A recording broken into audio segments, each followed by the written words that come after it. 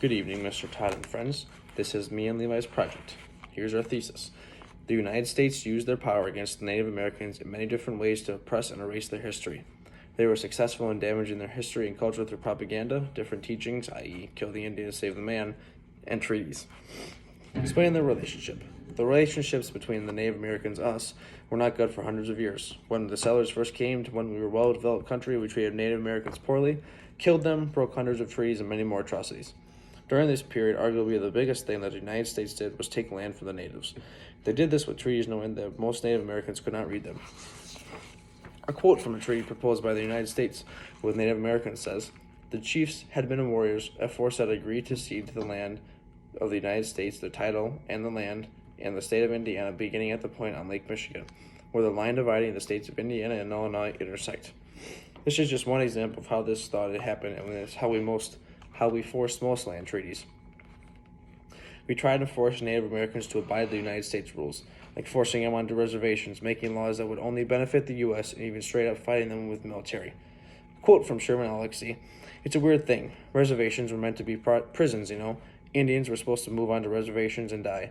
We were supposed to disappear. But somehow or another, Indians have forgotten that reservations were meant to be death camps." Terrible. Reservations were not good places to live in. They were filled with disease, they had no money to afford necessities, and all around bad places to live. Reservations are not the only bad things the United States did. Early settlers often used biological warfare against Native Americans. The most famous was when the colonists gave Native Americans blankets and linens that had been contaminated with scarlet fever. The United States used its military power to slaughter Native Americans. During the mid to late 19th century, after the United States had finished the Civil War, they then focused more on what was called the Western expansion. This consisted of the United States pushing west. This posed problems for Native Americans because they lived in what the United States were called the Plains, North Dakota, South Dakota, Montana, all those states out there. Some of the more big-known battles were the Battle of Little Bighorn, the Black Hill War, and the Wounded Knee Massacre.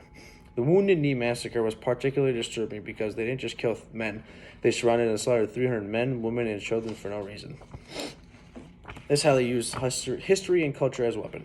The culture of the Native Americans were used by the U.S. government by being a Native American. Having the culture of a Native American were good reasons for the U.S. government to commit massacres and brutally murder the Native Americans. One example would be the California Gold Rush. The governor at California at the time, Peter Burnett, proposed a war of extermination of all Native Americans in exchange for money. They offered $5 for a skull or a scalp, when the wage was only 25 cents per day.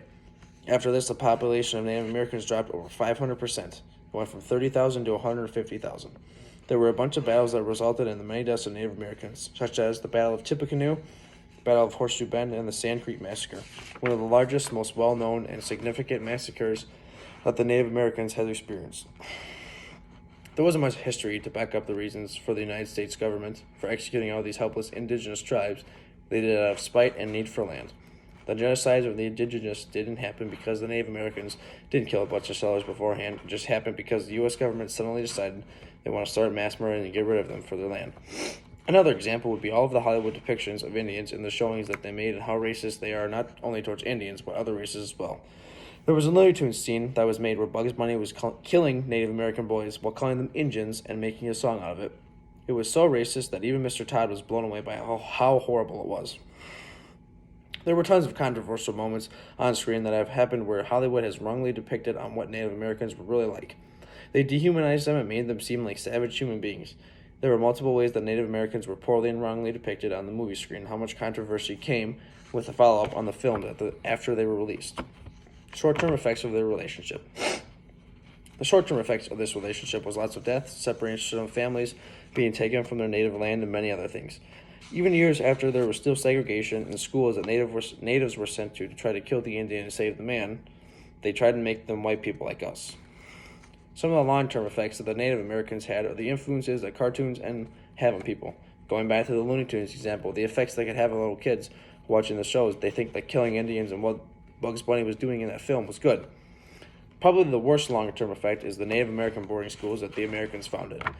They founded these schools to eliminate American Indian culture and replace them with the mainstream American culture, i.e., kill the Indian, save the man, or put man into an Indian, if you know what I mean.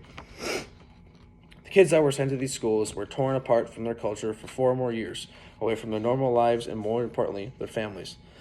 The way they lived their normal lives were thrown out the door. No native language, religious practices, native clothing. Everyone was converted to the American way.